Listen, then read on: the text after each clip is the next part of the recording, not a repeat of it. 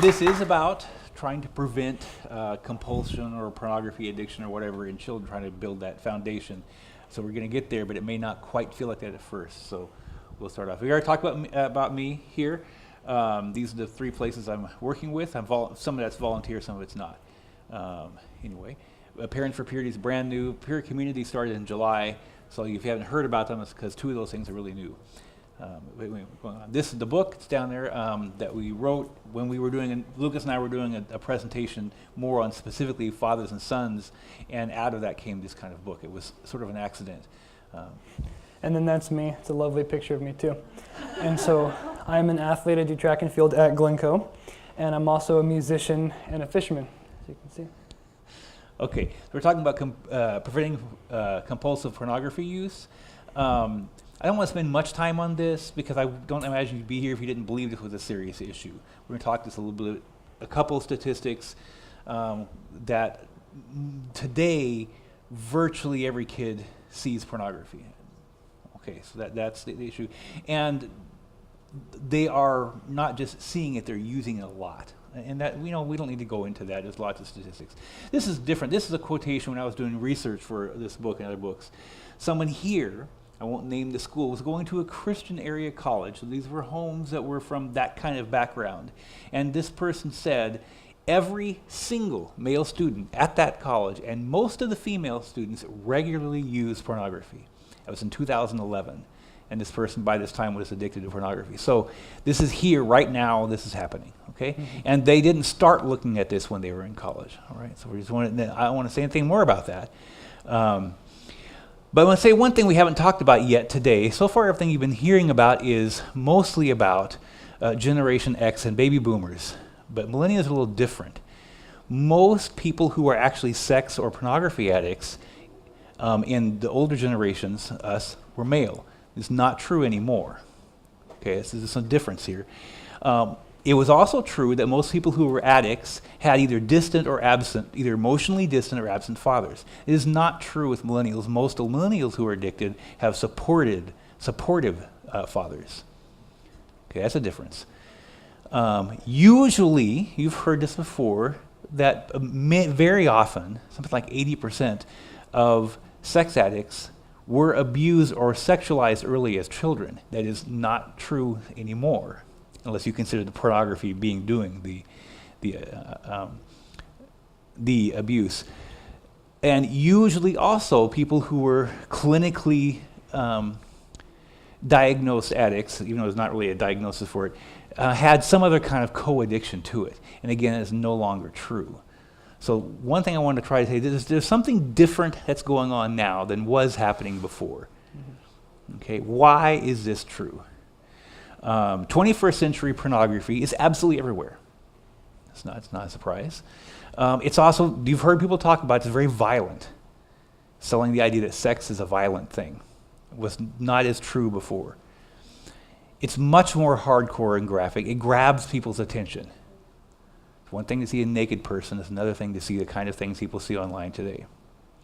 It's interactive. They're not looking at pictures anymore, looking at videos. There's sound, there's all kinds of things going on. It grabs the senses, more of the senses than just a picture on paper. And it's instant. Right now, I can have as much as I want. It reinforces that instant gratification thing going on.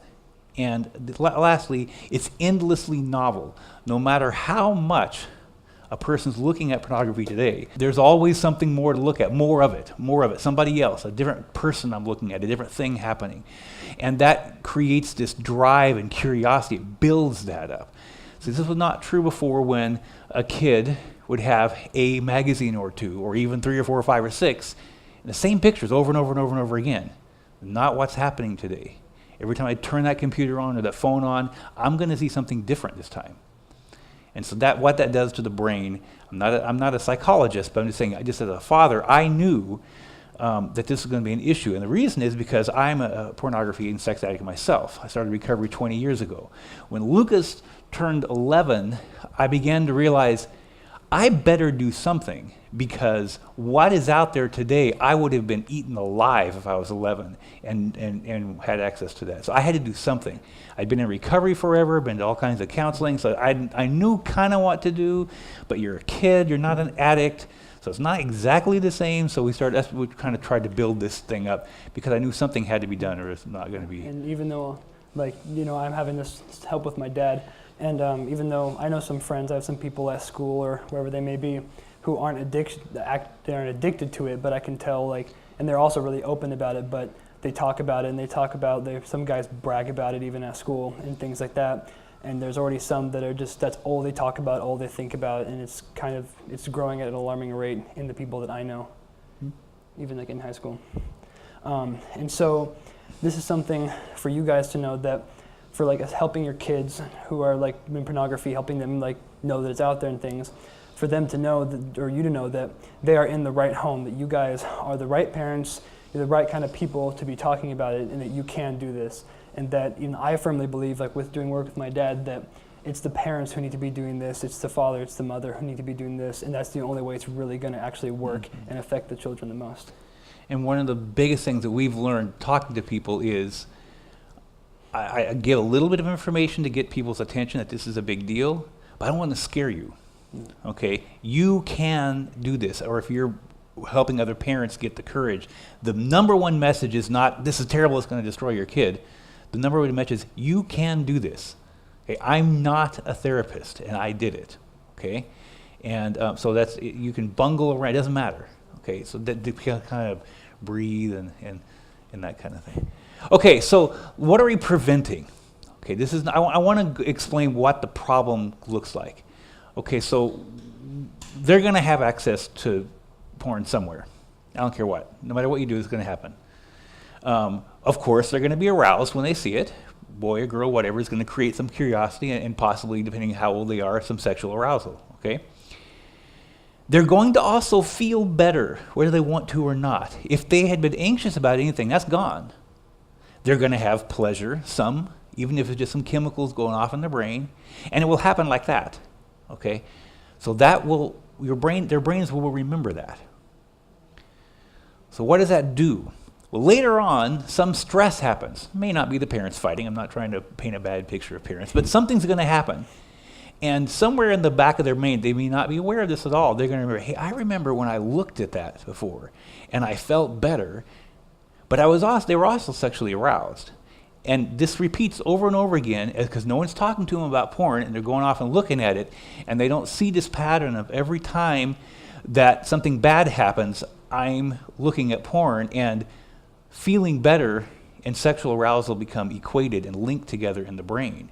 And they found a really good way to make bad things go away. That is the roots of sexual addiction, is that this is a way to medicate when bad things happen, when uncomfortable things happen, when I'm scared. Okay, so this is where we're getting at, not what they're seeing, but how they're dealing with what's happening in life. This is kind of my way of looking at it. We have some kind of emotional need, a need where I feel afraid, I need safety. I'm worried about something. I hear my parents talking about money, and are we going to run out of money? I'm worried, whatever. There's some kind of need. I have a discomfort that goes on. My body at this point in time instantly reacts by becoming aroused. So what happens is, there's not even pornography going on, but because this repeated use of pornography has happened over and over again, when an anxious thing comes along, the child becomes sexually aroused, and I want porn. Okay, they don't see that. And of course, typically, when they're looking at that, they will feel some kind of shame afterwards. Because as they're porn, they keep looking at worse and worse things all the time because they're curious about it. It's like, I can't believe what I looked at. That was really over the line this time. But then their need never went away, and they're back there. And so it begins this cycle. This is kind of a layman's addiction cycle kind of a thing. So this is what we're trying to prevent. It's not so much that they saw a naked person. It's that I don't want this to happen. Mm-hmm. So we have to get in the thing. Okay, the greatest deterrent we have learned for you, because you weren't an addict, mm-hmm. you weren't abused, you weren't all those things that happen. By the way, I fit that profile. All those things bad, that was all part of me. I'm a Generation X person, okay? None of that happened to him. I was trying to keep it. The greatest deterrent, I think, to compulsive pornography use, is healthy coping, learning how to deal with these emotions that are happening. So it's really about emotions, and you've heard other speakers talk about this. Okay, so this is what we're going to talk about. We're going to talk about what do you talk to kids that are 5 to 10, what do you do with 11 to 13, 14 to 18, and these are really rough. I mean, every kid's different. And then also because when we started doing this, I was at age 11, so there's a little bit of stuff that we either had to catch up with or things that kind of went on. So this is just... Well, also some of the stuff that we talk about here at 5 to 10, we were doing, we just didn't know. Yeah. My wife and I learned through our own recovery that these are important things to do, not about sex, but just important things to do. We missed out. And we didn't know we were already putting these things in place. Okay. Ages 5 to 10, talking about your emotions, talking about their feelings. And we've already talked about, I've had other presenters talk about this whole, nudity and media and modesty and privacy and bad touch. And we're not going to talk about that stuff because other people have already done that. And there's 1,000 books out there about that already. Mm-hmm. We're going to talk about emotions and feelings because that's what is kind of left out. What we want to do during this age is to teach them, we talk about our feelings. A lot of presenters have been talking about this. We listen to each other's feelings. We don't try to fix how people feel. We just, wow, tell me about that, We're not afraid of our feelings and feeling sad, or kids, they just say, I feel sad. That's kind of the bad feeling. It's all sad. Mm-hmm. It's okay. So Lucas, you had a story. Yeah, well, because I remember that when I was a younger kid, I remember there'd be times where I would feel bad or feel sad or anything. And I remember that I would talk to my parents. I'd come home and be like, I feel sad, I feel bad, like this sort of thing. And they'd ask me if anything happened, and sometimes maybe some kids said something mean to me, but sometimes I just kind of felt sad in general. And so it was kind of building up that thing of where I would come home and I'd say that, and I knew that my parents would be like, oh, tell me about it. They'd listen to what I was saying. And so I felt like I was being heard, but I was just laying out. Where do you think you got, this is really happening what we're talking about. Where do you think you got that from? I remember when you were 5th or 6th grade and you would come home and you sat on the couch and I just feel sad today, and I am so glad that you figured that out. You can do that. But where did that come from? I think probably from, because I know watching you and Mom, because you guys, because you didn't try to, if you had conversations with each other, you wouldn't try to go in the other room and talk about it, but you were out with the family talking. And I remember hearing you, and I remember that you or Mom, either one would say I feel bad, or something bad happened at work, or something bad happened. And so I remember that happened, so I'm like, oh, well, then they can talk about it, so I'm your kid, so I can talk about it. Mm-hmm. And so I saw that, so that's why I kind of Another thing we tried to do, my wife and I, is learning not to fix each other. Both my wife and I are natively, we fix people, which is bad.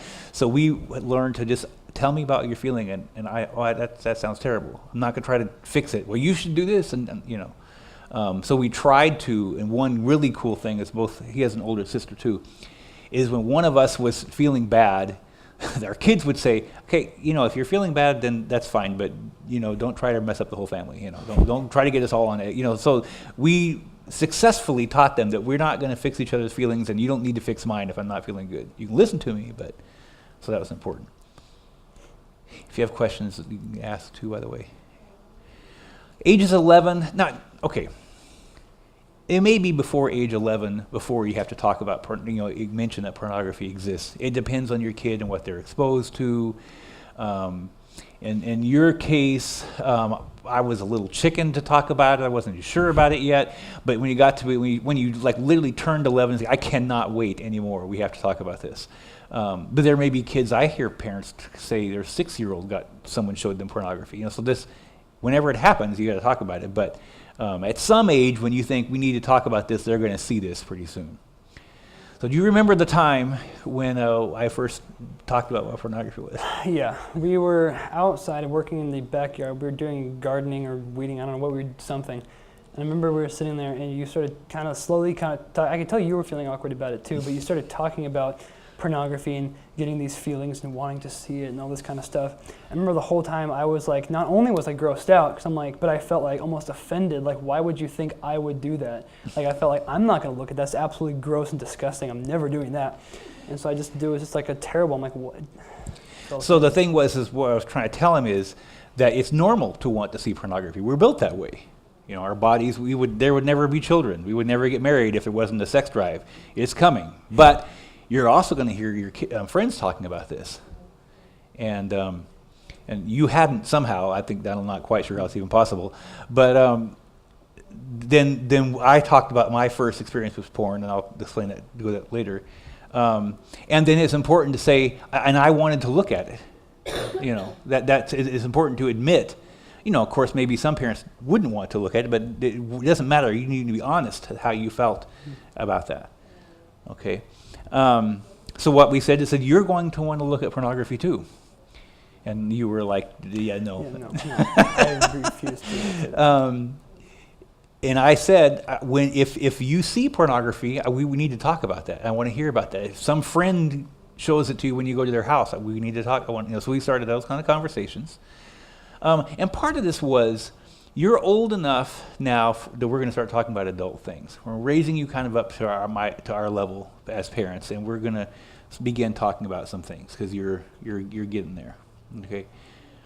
Another thing, I don't know what to call this. Some people would call it lust, but it could just be, you might just think about it as arousal. But it was important, it became important to distinguish these three things here. Is that kind of sexual reaction, attraction that happens, and temptation to, I want to look at pornography, I want to think about that more, I want to pursue that, and then versus actually doing something that you don't have told yourself you're not going to do, whatever that would be. And maybe failure is a bad word. It's just, I couldn't think of what else to say. So this first came up when you were 13, and we were doing accountability, which we're going to describe later. And during one of the times we were talking, you were embarrassed because you thought you had crossed a line. Yeah, because I remember it was middle school, or I think it was like 8th grade or something. I think, yeah. And I remember that it was in PE, and so you always have to dress in your different clothes. And I remember there was girls who was wearing short shorts, and I remember that I was like attracted to that, but I felt terrible, like, oh no, I messed up. I'm like attracted to them. I'm a terrible person. And so I remember coming home and feeling bad, like I remember saying, Dad, I messed up. And he's like, I did something, but then I told him about it. And so what happens is that I began to realize, because I thought he was trying to tell me that he had started having sexual fantasies. I thought that's what he was trying to say, but then I started asking more questions. It's like, no, he just reacted. He felt like this strong sexual attraction. So that's biology, Lucas. That's normal. Mm-hmm. You don't have to feel bad about your body reacting in a normal way. That's supposed to happen. But what goes on beyond that is a different story. So if you are thinking about, I want to go home and look at pornography, or if you're thinking, or whatever else you might want to do, that's that temptation. I'm considering doing something that is crossing a line I've set for myself, and then actually crossing that line. So you didn't even get that far. You just had a reaction, and that took a lot of weight off. I could just see in your face, it's like, oh, okay. So this is, they don't know. They've never felt that way before. Do you see what I'm saying?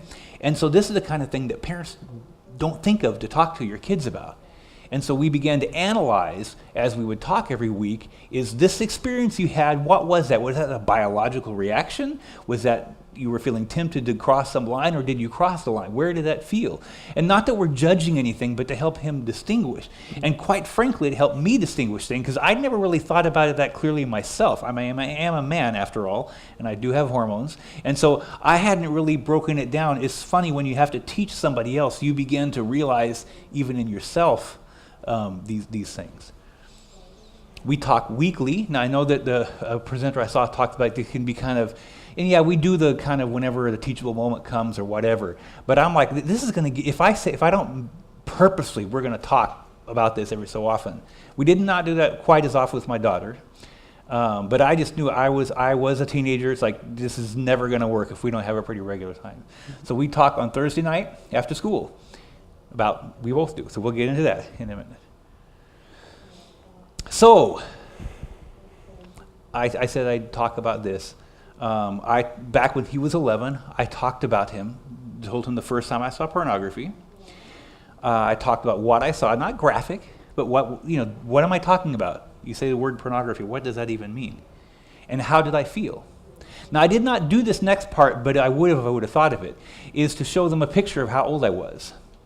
It's an interesting thought. If you can dig up a picture of yourself about the age you first saw, because Lucas, you never saw me when I looked like this. So if I'm just showing you this, doesn't, by saying, no, this is what was looking at pornography when I was 9, 10 years old. And I was at a friend's house, and he said, look what I found in my dad's den that no one was allowed to go in. And it was stacks and stacks and stacks and stacks and stacks of Penthouse and Playboy and something else. I can't remember. And there was naked women all over in them. And so that's what we saw. And I could tell they were excited, and I was excited. Nudity wasn't necessarily in the family I'd grown up as like a super taboo thing exactly, but there was something different about these pictures. And I was young enough that I don't know how really like sexually excited I felt, but we kept looking at them a long time, and I had really feelings of that was sort of gross but sort of exciting and kind of confusing. And but I knew later on I'd wanted to see more. And so this is important that I showed him what that looked like, even though at that age he hadn't seen anything. But a lot of kids these days, they're even younger than that when they see stuff. 11 to 13, somewhere there, typically, if not before puberty happens. That's when we started a regular meeting. The first year when they enter puberty, what we've noticed was like we'll talk about why. For boys in particular, it's just so their attraction and arousal just like off the charts constantly. Okay, and so we share, but I have to share my own too. So when we were talking, I would say, well, this week, now that this may sound crazy to you, but how can I ask him to share things that I'm not going to share too, right? Mm-hmm. So this week there was this attractive woman, and I found myself wanting to start thinking about her in a sexual way, and that's not Mom, and I don't want to do that. So I have to tell him about that. You see what I'm saying? And that's the part of accountability that sometimes we leave out. If you don't do this with your kids, it's just not fair. You know, we're asking them to bare their souls, and we're not bearing our soul too. Mm-hmm. And then began to try to connect when he would talk about that he felt like he crossed a line in some way, whatever that was. Their family's going to have their different where that line is. Trying to say, well, how are you feeling before that? I was trying to connect it with, are you using this to escape anything with? Did you see what I'm saying? And that first year, that never happened. Yeah. Because it was just hormones, flat out. This is what it was. So, the book that we wrote together talks mainly about this particular issue, is what actually accountability looks like. It's a conversation between the parent and the child. It's two-way. We both share, and we do it weekly. I mean, maybe it doesn't have to be done weekly, but at some kind of regular basis, you know, seems like to me. What it is coming out of secrecy, building a relationship, moving towards something. I'll talk about what that means in a minute. I'll show you. And focusing on meeting needs. Remember, this is about emotions and feelings. We're trying to make sure that those are being met in a healthy way. That makes it's hard enough not to look at pornography when you're not using it to escape a bad feeling. Okay. What it is not punishment. If this ever becomes a parent punishing a kid, you looked at pornography, you're grounded for a week. What would have happened?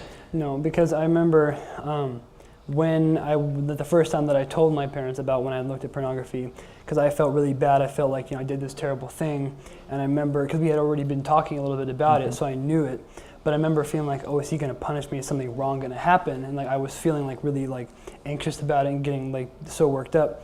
And I remember that like I talked to him about it, and they listened to me and said, okay, now let's talk about it, and kind of like working, how can we fix this? How can we, and like trying to help me, not punishing me. And so I remember I just felt like it was a massive relief, because I just was so worried that you were going to punish me. Something was bad was going to happen. And if we would have punished you, would you have told us again? Probably will no, because it's like, if I tell you I did this bad thing and you say, bad you did a bad job, it's like I don't want to tell you again, because then I'm going to feel worse. This is really hard for some parents, is that really have to question if there's a need to punish, because this is scary enough for them. It's scary. I think it's more scary for the parents, quite frankly. But that I don't have any research to back it up. Just from our experience, this seems to be really true. This is not about catching the other person when they do wrong. It's not what this is about. It's not about stopping bad behavior. It's about making sure people meet their needs correctly. See, because pornography is a false reality, trying to draw people out of false reality, fake sexualization, to real relationships and eventually sexual relationships.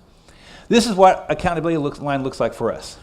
There's a move away from, there's needs, and don't worry, we're going to show this a whole bunch of times, so you don't have to write all this stuff down yet. And a moving toward. The moving toward is the big thing we're going to get to. So the moving away from, what does that look like? You can make a big list of things. Looking at pornography, reading or viewing arousing material, you can broaden it out to be more than that. The whole sexual joke things, we don't want to, because that's objectifying, typically objectifying women and that kind of, do we really want to be a part of that? Sex, the sexting and naked pictures back and forth and all that kind of stuff can be, sexual context, conversation through social media, blah, blah, blah, okay? The thing is with these, you work with you. Now, the parent has one of these too, okay? I have one too. I just realized we left this. So what you do on this, what the research about willpower does show, is that you record the top most serious ones, whatever they are. These are just random things I threw up there, okay? Because if you try to work on this massive list of things that you're not going to do, you will fail. Mm-hmm. If you get it down to 2 or maybe 3, you have a much higher chance of succeeding. And if you're not sure which one are the most important, you just kind of guess on it. It's just trying to get... Yeah, to start off with, you just say, well, I'll just try these. And then as things go, oh, actually, that's not the biggest thing. And then once one of these becomes not an issue anymore, then you can bump it out and put something else in there.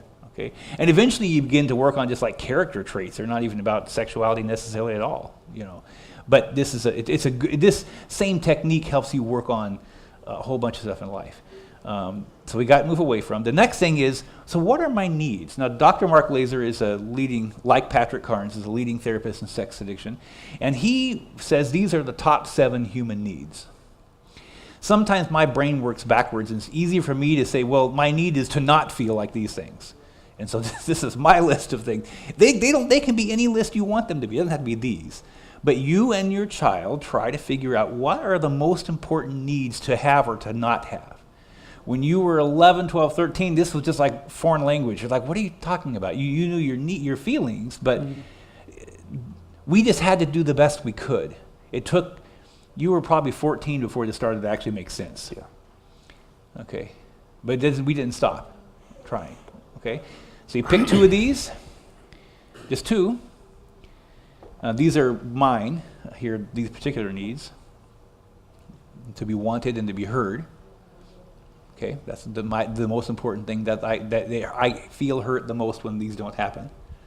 Okay, so the needs-focused accountability. This is important. This might be worth writing down. I believe, and in my experience is telling much of our desire to enter the fantasy world of pornography or the sexual fantasy is to escape the bad reality that we're in, like whatever reality we don't like.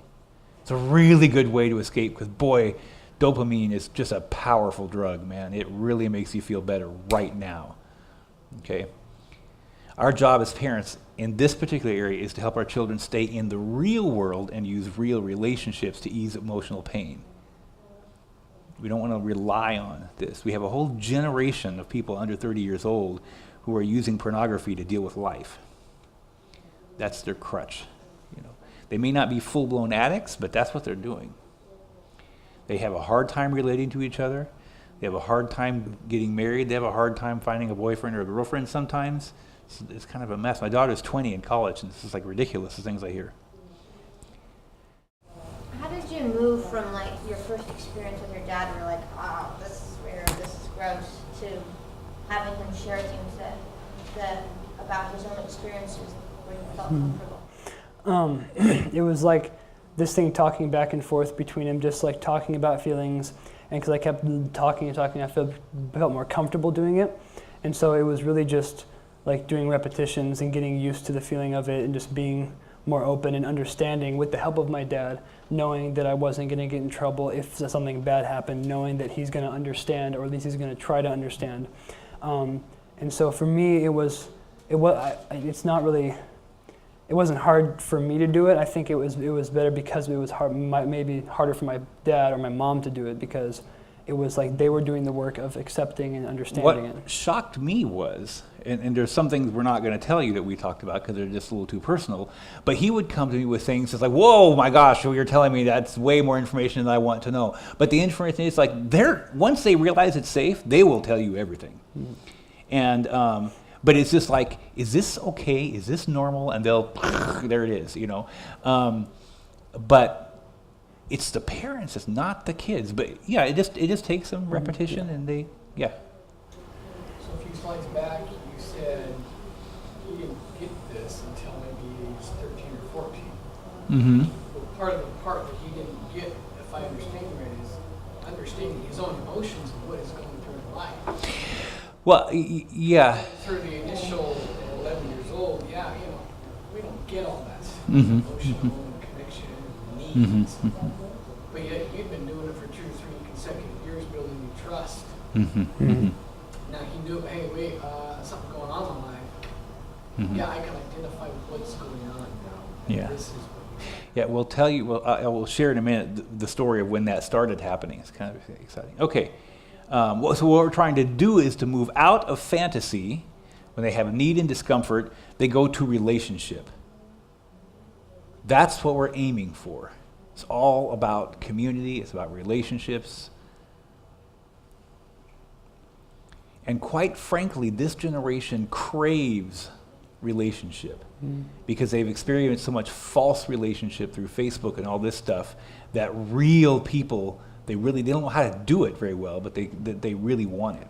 Well, I'll say, and even for me, like with my friends at school or things like that, because through doing this, I'm like an extremely open person, so I'm comfortable sharing. I'm also a very trusting person, and so I can open up to a lot of people pretty easily about some serious stuff. And in doing that, I can see when I do that to somebody, they realize that I'm doing that, and they'll see, ooh, hey, this is somebody I can trust, and so they'll talk to me, and they'll open about this stuff that like there's just like being laid on me because I'm pretty much showing, hey, there's somebody who can listen to you, and it's a real like actual relationship that they can get like an actual like a face-to-face person, like a real face, and like a real actual comfort and feeling like they're being understood and listened to. Mm-hmm. So now to move toward, remember I said this is the most important part. Because if you're just focusing on what you're trying to stop doing and how bad you feel, you'll just be miserable. You got to have something to move toward. And this is the trick. Most people think of move toward as doing some good thing. That doesn't help at all, okay? What does help is we say, well, one move toward could be we're gonna meet once a week, okay? Or when I feel sad or stressed or tempted, I'm going to call or text who? My dad, my friend, who am I going to communicate? Reach out with and share that feeling with somebody. One thing that helps me is a thankful log, keeping depending on where you're at. What am I grateful for? My dog, my wife, my house, what? Because that keeps our mind on positive things and negative things. Actively seeking connection with the same gender. This is really around that some people use sex as a form of validation.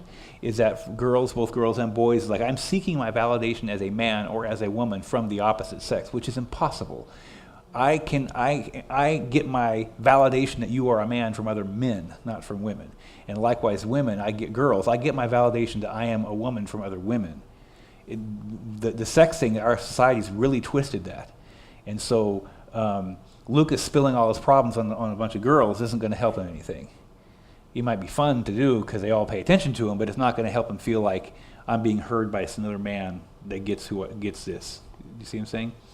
And a lot of men in sex addiction are really fixated on women, and they're out there wanting to get their validation from a woman. It's never going to happen. It has to come from other men. Same way with women. Yeah. Who can tell Lucas that he's a man? A girlfriend? Or a man? He doesn't want to be a girl. He wants to be a man, right? So who can say, yes, affirm, you are a man, you are good enough? Only another man can say that and him actually believe it. A girl's not a man. She can say what she likes, but you see what I'm saying? And our society's really turned things around. Girls in particular, you got to dress this way and you got to act this way and do all this stuff to be a woman. Why are you giving that power to men? What are you doing that for? They're not who decides if you're a woman. Other women are who decides if you're a woman or not. Other men, I don't know if that makes any sense or not, but this is We don't have time. I mean, that's a whole other topic. That's a whole topic right there. But I have just found this to be really, really true, especially in myself and other men I see, is men need to spend, a male sex addict that's womanizing needs to spend more time with men. And that need to get that affirmation from that woman becomes less, and she can be my partner, not someone I'm trying to get something from. And what they're trying to get is not just sex, affirmation. You know, I really challenge guys that like their biggest affirmation is when their wife wants to have sex with them. I'm not sure that's a great thing to place your manliness on. You know, sex can be great, but I don't want it to be. That's what I have to be a man. That's a little risky to me. Also, kind of asking a lot from the wife. What if she doesn't want to today? Then what? I'm not a man today. I mean, you know, that's kind of not the most healthy thing in the world. It seems like. So moving toward is the most powerful. Because like for me, so this could be mine here. I had a lot of depression when I was a younger adult. So I still, every single day, I write down 3 little bullet points of things that I am happy about today, that I'm glad. Somebody said something nice to me, just that I have a dog, just that my wife is still here, that kind of thing. Really gets my brain in the right focus, okay? I don't need something else to feel better. And if I feel any emotion, then I will tell him. I have other men I tell, and that helps I get out there until I have time to sit and talk to somebody, my wife or you or whoever, you see. And they could be other things. So the weird thing is, now you think about this, what does a thankful log and telling somebody when you're sad or stressed out have to do with not looking at porn? It has a lot to do with it. People don't need to look at it so bad. Yeah, it's still attractive and still like, yeah, that would be interesting. Like, we got to quit telling our kids, oh, I can't believe you want to look at that. Of course, a lot of people would like, it's interesting. What's out there? Well, what's out there today? I haven't looked at, you know what I'm saying? When you haven't looked at it in a really long time, you wonder, you hear all these stories, you know what I mean? And so I don't have to lie about that. Yeah, that'd be interesting, but it takes a lot of the pressure off when I'm not using that to feel better. I don't need to. I have some way through relationship to feel better. It's just a tool that makes it a lot easier to do this, if that makes any sense. Okay, so my 2 things are looking at any kind of, fantasy is one of mine, because I'm married and I don't want to be like fantasizing about other women, if I can help it. And then I just changed it, but and I can't remember what I changed it to, but the thing I was using was to not be critical of other people. And you're saying, what does that have to do with anything? I remember at one point in time, this gets above sexual stuff. And a character flaw I have is to be very critical of people. And so, you're like... I know, I'm sighing to myself over here. So I'm putting this on the table. We're going to talk about this. I'm going to be, was I critical or judgmental to somebody during the week? Okay, so that's what I move away from. Then my needs, those work. And then moving toward is to, the thankful log is mine, but the opposite one meets the first one. That is, if I am critical to somebody, that I apologize to them. Okay, so these are supposed to balance those. Does that make sense? And meet those needs. And so for this week, this is real. There was no fantasy, although with all the stress of this stuff coming up, and I just had a new job. It's like, I'll admit there were a couple times where I was tempted to maybe think about something, but it's like, I don't need to do that. Mm-hmm. And so that's what it was. I don't think I was critical. I don't think, if the most critical I've been is probably at this conference when I'm talking to other presenters, not about them, but I have to be careful. I can be pretty opinionated about things. It doesn't mean I'm right. Oh, just a little bit. And so, and as far as feeling wanted and heard, it was really cool. I have that new job, and my new boss was not. It doesn't matter if she said anything, but she was saying how appreciative she was of what I've been doing there, and success doesn't mean that I was appreciated, but I'm aware that this week I felt very much so. Mm-hmm. Yeah, and so my move away from one of them was fantasy, and had no trouble with that. Because I haven't been getting very much sleep, I'll say, there's times where I'm like really tired at home, and so I feel like I want to fantasize, but I've been doing other things like playing music or stuff like that gets my mind off it. My other move away from was texting or using like social media to talk to girls, or even other people instead of face-to-face conversations. Explain that Yeah. pit. Well, and that's the whole about the real relationship, because if I'm talking to someone over text, I can put off this artificial like persona of what I want to be looking like. I'm this person, even if it's not what I'm actually thinking or what I'm actually hearing or feeling. But if I'm like talking to the person in face to face, that's actually me talking to him. I'm not just So one of his things is to spend more time face to face talking with his friends than texting his friends. Is to keep that balance. The real is bigger than the artificial. That's what that's about. And then my needs were needing people, and then also to have self-worth. And then my moving towards were meeting with you once a week, which we have been doing that. And then my other move towards was spending more time, in like meditation for myself, and like spending time just like relaxing, kind of blowing off some steam and talking to people. Now, in yours, you didn't have moving away from looking at porn. Why wasn't that on there? Well, because I haven't done that in such a long time. It's not an issue anymore. Okay. So when it becomes not an issue anymore, you don't just leave it there. You move it off and put something else up there. Okay, and it keeps it nice and simple and nice and small. And we mess up sometimes. I remember the first time I had to tell him I had crossed a line. That I didn't want to tell him. I'm the dad. At that time, I was working in full-time sex addiction recovery stuff, and I hadn't done like anything really bad, but it definitely had crossed my line, and I didn't want to tell him that. I was terrified, and so again, we were in the backyard. These all happen in the backyard. Sometime we're working on pruning or something, and I had to come and tell you that I blew it. And do you remember what you said back? Well, because you talked about what you did, and I remember you were very like not wanting to talk about it, but you said it. And I remember I was so relieved. I'm like, oh goodness, I thought I was the only one, because it's like, it's good to know that I'm not the only one who messes up sometimes. So when a parent has to admit they failed, it's not a bad thing. It's a phenomenal lesson to teach a kid that, well, what do you do when you fail? What, go throw yourself in a river? No, you move on, Let's talk about that. Everybody fails sometimes. Be open about failures, even small ones. If you wait, you say, well, that wasn't that big of a thing, you don't have to talk about that. If it's bugging you in your mind, you need to talk about it. If it came up, you need to talk about it, both kid and the parent. You can say, is that all? Is there anything else you want to tell me? Okay. Focus more on the move towards list. So if they did something on the don't do anymore, let's say they came in and all their move away from stuff was perfect, but they didn't, like in your case, spend more time talking face-to-face than texting. I'm more worried about that than the fact that you didn't mess up here at the move away from. Does that make sense? Because it's the move towards that's going to make a difference. Mm-hmm. And so I'm more interested, did you do those things? If you messed up a little bit, okay, whatever. Well, does that make sense? Failures are lessons. Well, what led up to how did this happen? What was leading up to you? Were you sad? Were you depressed? What happened? What can you change in the future to reduce failures? Maybe we do need to tighten up the internet or something, okay? But maybe not. Maybe there's some other issue. Maybe it's something else.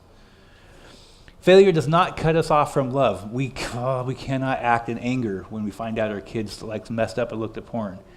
Just can't do that. And it's really hard. We have to empathize. What do you think you would do if you were their age with what's online today? Come on. I can't speak for the women, but for the men, we'd all be toast. With what's online today, there's just no way, Failure does not mean we can't do better. And pornography use, or whatever it is, does not define who we are. Okay, if we say you are my son, my daughter, you are loved, period, end of story, then we'll work on these things. We have to separate those two. It makes it much more effective. Okay, I think it's important to talk about decision making in teens, because this influences all this by the time they reach a teenager. And some of this stuff's been talked about by a couple different presenters today. Part of your brain is the thing that just makes that the rational, if I do this, it's going to lead to this bad thing happening. Let's think through this before I act. The other part of our brain is into reward, into pleasure, into excitement, okay? This part of our brain starts to really kick off at age 10 to 12, and it completely matures by age 15. You are full on just, I want excitement, I want novelty, I want risk, this is good. The other part does not finish developing until age 25. So between ages 10 and 25, there's a giant imbalance between wanting this and not being able to do that very good. That makes a big difference in this whole conversation, doesn't it? Because I can sit here and talk to Lucas and you can have all the arguments down and completely be in support of not looking at pornography, and an opportunity could present itself and that's out the window like that. And then afterwards I can say, why did you do that? I don't know, and you're telling the truth. Because that one side of your brain took over. So we have to compensate for that by helping, just because Lucas, we talk about this a lot, is because you think, I would never do that. It's like, oh yes you would, in the right situation. So don't put yourself in that situation. You see what it is? It's like, it's not bad that you're 17, you're still not 25, you shouldn't put yourself in risky situations, okay? Because we can't do that. The brains aren't there yet. The other thing is hormones. Now this is particular, I don't know how it is for women, I'm sorry. I don't know, but for guys, testosterone goes up 500% during puberty. 500% more attracted to sex than they were. Have a little empathy, okay? A little empathy for that drive. And the last thing is willpower. People don't talk about willpower a lot. Baumeister had a book a couple of years ago called Willpower, and it's like covering all the research ever done on willpower and self-control. It's a phenomenal book. Basically, willpower, really what willpower is your blood sugar level and how tired you are. And basically the more, it's like literally what you get energy from. And where you are at is the amount of energy you have available to use that part of your brain and to do what to whether it's to force yourself to work out or to say no to that cookie or to whatever it is. Every time you make a decision, you use up some of that energy you have for the day. So what happens is, basically, as the day decreases, all of us have less willpower to make hard choices.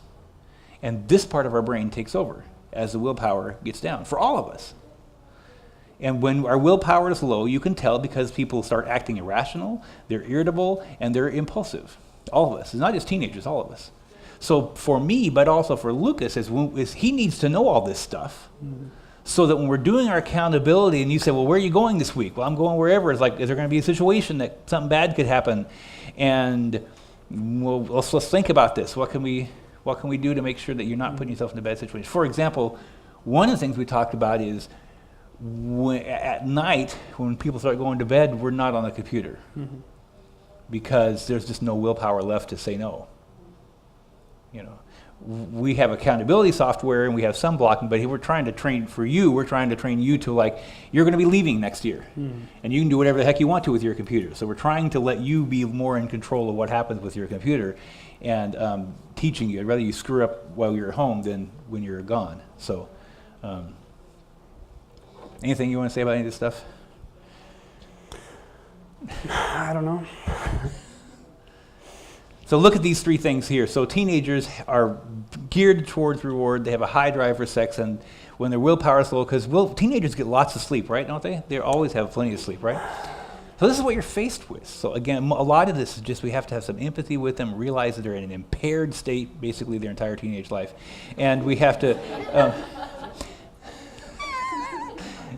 But what I try to do with Lucas is to say, this is the reality of where you're at today. So let's try to, and I remember talking to you about this kind of thing, is that you're gonna give in to this when you don't want to sometimes, and you're like, I'm not gonna do that, and then you'll blow it. Well, because I'm a teenager, I know everything. Yeah, so I know.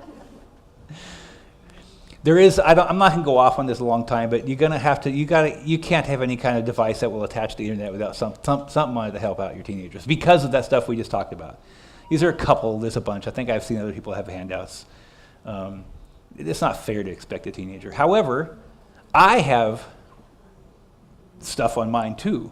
I'm not going to tell Lucas to do something I'm not doing, okay? And we use accountability software. That's what sends emails about what you've been doing.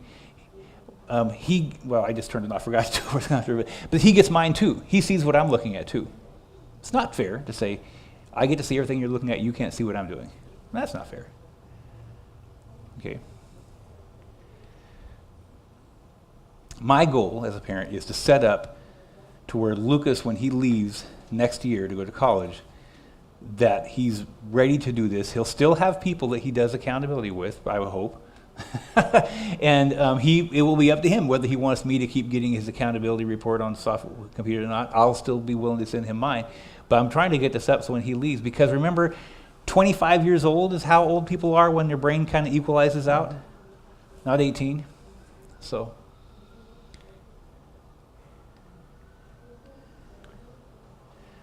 this is kind of the... We do this weekly. We daily talk about how we're feeling is what we're talking about, not about sex all the time. And anytime you feel an urge to pornography, it's like, man, I kind of feel like doesn't that, it's kind of a cool thing when your kid says, I kind of would like to look at pornography today. That takes the pressure off just by saying that. And it's not just when I do it, it's just even if I have an urge, or even if I feel like I could have an urge. Right, yeah. I mean, even today, I'm so tired, so it's like I can say that. So yeah, and there's no shame in that. We are men, we're guys, we have hormones, we're geared, we're built to want sex. It's not a shameful thing to say that, So, wanting to see pornography is normal. This is for parents. Wanting to see nudity is how we're made. Becoming aroused is unavoidable. And we're looking at progress, not perfection. So that is what we have done that has worked really, really well. Tell the story. This was a couple stories I want to talk about. One, when you were 14 and you were walking home and that whole thing, and you finally got the feeling thing. So this is the story about the first time he became aware of the relationship between his feelings and this wanting to look at pornography. Go ahead. Well, that's because we had been talking about it. And I remember I was walking home from school, and I was like, it wasn't even that I was sad or anything. I was just walking home, and I was alone, and I was tired, I was worn out. And I remember kind of getting this feeling of sort of like an excitement, maybe like a little arousal or something. And I remember that I called you, because I talked to you, because I knew that I was getting that feeling. So I talked to you, and I said, hey, I'm feeling tired, I'm feeling worn out, whatever, and I have this, I'm starting to kind of get a little bit of an urge sort of feeling.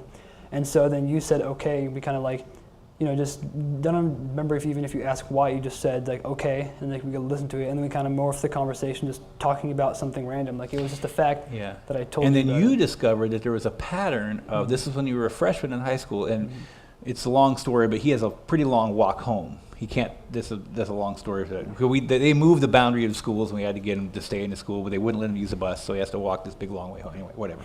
And you're an extremely social person. You don't like being alone, and you notice that you were getting these feelings every time you walked home. Yeah, so then I kind of made it a thing where that every single time I walked home, I'd either text you or call you. Even if you didn't answer, it's the fact that I'd leave So you we a went a whole message. year of, at 4 o'clock, I knew he was going to be calling me or texting me at work. And that took care of the problem. Do you see how that works? There was a feeling that was uncomfortable. I know this will make me, you see how that works? Then tell him about the whole thing about, I want to mention the name, yeah. So there was one of my friends, and I remember, because we've been doing this for a while. I think it was just It was last year. Yeah, it was last year, yeah. Because we've been doing this, my dad and I, for a while, and we had started working on the book, or we had a rough draft out or something. And I remember I've been talking, one of my friends that I was talking to, somehow our conversation got talking about it. I remember, he was saying, and then he opened up to me and he started telling me things that he did and that kind of stuff. And I remember I sort of talked to, because we've been doing this for such a long time, I know a lot about it. So I talked to him about the sort of accountability stuff and made the big point about how it's a good thing he's talking to me, and I want that, that's a good communication for friends. But then I said that he really also needs to talk to his dad. But I remember he talked about it, and he tried to ask his dad, but his dad pretty much just said, no, I don't want to do that. And so that's... Yeah, so what we're finding is it's not the kids who don't. So this friend asked his dad, will you do accountability with me? And his dad said no. Now, why do you think his dad said no? I don't know. My guess is his dad's still looking at porn. But and that's an issue, you know. But still, it's not the parents who won't do this. I mean, the kids. It's the parents who won't do it. The kids will do this. The parents won't. So, what questions do you have? Yeah. Have you had any opportunity in your friendships to have, at least from what I've read, the female population is being hit just as hard. Mm-hmm. So have you had experiences where you know of teenage girls who've gone through this accountability process, and has it been good for them as well? Well, I know for me, because I'm such an open person, just kind of my personality, I'm like, that's why I'm here speaking, because I'm comfortable talking about everything, being completely open about it. And because of that, like, I remember one of my friends, who else I'm not going to say their name, but I was talking to her, and I remember somehow I got talking about this because she asked like what my dad does like as a job, and so I talked about this sort of thing, kind of molded it into talking about the father-son accountability. And I remember that she did open up to me and talk about it, and said that she had looked at pornography. And I was like, I knew that, you know, there's the statistics to say that girls do that, but I never really thought about it because I never associated that it was a guy and girl issue. But she talked about it, and then she said that she knows a lot of her friends who also do. And that was a little bit of a surprise to me. I wasn't really aware of it at that time. And so I kind of like, you know, I listened to it, and it wasn't trying to fix her problems or anything. And I talked about the accountability, and I did raise the point about talking to like an adult female. And so I said that that's something you need to do. Thank you for telling me, but you need to go like talk to an adult that you trust that can do this sort of thing. So when me and Lucas started, it was my wife was involved too, and it's not that our whole family does talk about this stuff too, but for whatever reason, Lucas chose that he wanted, when we talked about this, that formal, that kind of quasi-formal, just us. My wife and my daughter have talked some. I've talked with my daughter some too, and that kind of thing. It wasn't quite like this. I have to admit, I didn't exactly know what to do. But she, and to be honest, it backfired a tiny bit because my daughter's reaction was sort of like just pushing all that away, and pornography just makes her really, really angry.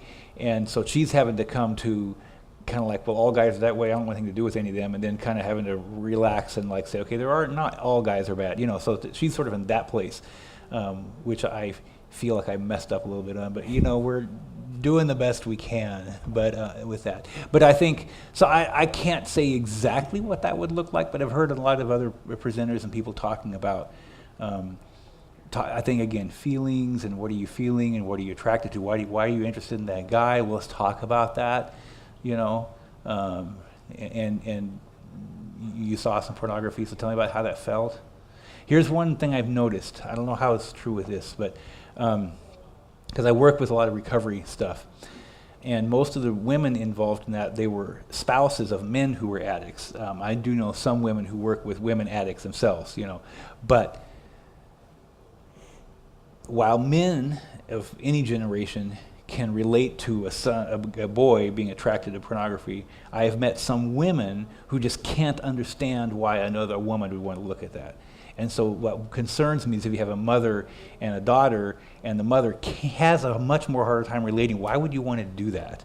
And so there's that concerns me a little bit, but I don't think it has to be an issue. You can just say, well, tell me about that, talk to me about that, and try to understand. Mm-hmm. You see what I'm saying? I think that's the best we can do, the whole with that. If that I don't know if that makes any sense or not. But. Well, the last presenter talked about just really getting in touch with their own feelings about sexuality. Mm-hmm, mm-hmm. So my thought is that if you as a parent are struggling with that, you got to figure out what's going on with you, mm-hmm. so you can talk to your kid. Mm-hmm. Mm-hmm. Yeah, right. Mm-hmm. A lot of reasons why adults won't do this because they haven't resolved their own issues. You know, they're still not sure about their own self. You know, but we can't let that stop us. This is a great way to figure it out. You know, does that make sense? And if you realize in the middle of it, I need to go see a counselor or something, great, go see one. You know, and also, kind of that whole point about saying how that you guys are the right people to be talking to kids, like in your kids and things. I know in like my experience talking to friends at school, talking to other people, it's that whole thing of like when I open up, when I say that, I can see that they're realizing that I'm being vulnerable, and there's that relationship. And so it's like I can tell that when that happens, they instantly feel more comfortable, and they can share, and they won't be judgmental of me, and that when they share, they know I won't be judgmental of them. And it's that whole kind of empathy thing that even if you don't quite understand what they're going through, you don't know 100%, you can still try to be empathetic or sympathetic, understanding that, they're only human, and just building a relationship off of it. One of the things that we're hoping to do is, because we're father and son, is to get groups of dads and sons who want a little help, and maybe go through 2-3 weeks of helping them in a group do this. Not like in a whole group, but like where you're kind of training them through and then kind of setting them loose to do this. When we did this in Bellevue last winter, and there was a bunch of dads and sons out there, and I asked for questions, and everybody just sat there. Yeah. And one dad said, "This is the most uncomfortable thing I've ever sat there in my entire Well, and life." He then goes, "But it was great, Well, and I remember because it was dads and kids, and I remember when I first came in, all the kids were like looking tired, and but by the end of it, they're like, I'm like looking at it, it's like, oh goodness gracious. We were meaner then. Is we had them actually the accountability line. We had them not talk about it, but like write theirs out as we went, like the father and the son is, and then I made them decide. The only thing I made them talk to each other about is, you decide when this week you're going to do this week, and that I've learned since that that's pushing maybe a little too hard. So I don't do that. Yeah. I would think that masturbation would be a tricky one. Yes. With shame. I know you talked about like object fantasy and masturbation, but it seems like those kind of go together. Yeah. Okay. So the Are there different kinds of ways to think about it, I guess? yeah, I talk about it in the book, and it's hard because this crowd, I have no idea what kind of backgrounds you guys are coming from, and people have different kind of beliefs about that. This is what I think, though, is that masturbation, whether it's for a woman or a girl or a guy, doesn't make any difference. When an orgasm occurs, whatever you're looking at is imprinted into your brain, or what you're thinking about is imprinted as a sexual object. And as it happens over and over again, so you get weird fetishes that happen because when people are masturbating, they're looking at something, it's the same thing over again. That thing becomes sexually arousing, even if it's an inanimate object, okay? So it's not like it's an irrelevant issue. And what you're thinking about, I think, does matter. Okay, today in society, we're finally talking about objectifying women is not really okay, right? And so how can you say, if you're fantasizing and masturbating and thinking about a person, that you're not objectifying that person? It's kind of a difficult thing to say. And so there is what I try to separate is the behavior from what's happening in your brain. I'm concerned about what you're doing in your head. So we do talk about that, okay? The statistics are, wait, I gotta find it in here. And again, I don't know, for women, it's a different situation, because this book was for men. So here are 7 facts about masturbation, okay, from research, not mine. I didn't do much research, but I wanted to have a little bit. Well, no, let's see. A couple, I'll talk about not all these, some of these don't reply. Fact 1, nearly 100% of teenage boys masturbate on a regular basis. This is not how many have ever masturbated, this is how many do on a regular basis. Dr. Archibald Hart from The Sexual Man, 96% of teenage boys masturbate regularly. Well over half of men continue to masturbate after they have married. 61 admitting to continuing masturbation after marriage. 82% of those 61 masturbate about 5 times a month. So this is not a, we're not here to talk about that, but that's just a reality. What you do with that reality is up to you. Anything we do that causes shame drives us away from other relationships. Okay, so if there's shame involved with that, we need to address that somehow. Okay. In men and teenage boys, masturbation is usually accompanied by viewing pornography, imagining themselves having sex, or imagining looking at someone naked. Okay, so that's objectifying, that's sexualizing. And as far as the brain is concerned, you're pretty much, it thinks you're having sex. Okay, so that's a reality. Okay, what we're going to do with that is, but there's research that there are some people who, as somewhere along in their younger life, masturbate when they're not thinking about anything. It's just a physical act. It feels good. They do it every once in a while. Okay, now what you do with that, everybody has their own set of beliefs and all that kind of stuff. I'm not going to tell you what to do with that. But that's the facts we have to deal with. Okay, yeah. Fallacy is a movie. You think as a young man, oh, I'm going to get married, I'm not going to do this anymore. No. Well, we just learned that's not It true. only increases. Yeah. So we talk about that, okay? And Lucas has decided that's not something that's become a habit, okay? Especially if he's thinking about something, if I'm imagining some kind of sexual situation. So that's a thing on his line, okay?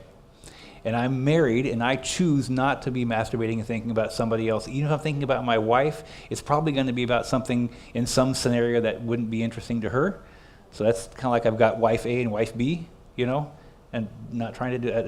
That's not okay. Not on my line because I don't do it, but anymore. But you see what I'm saying?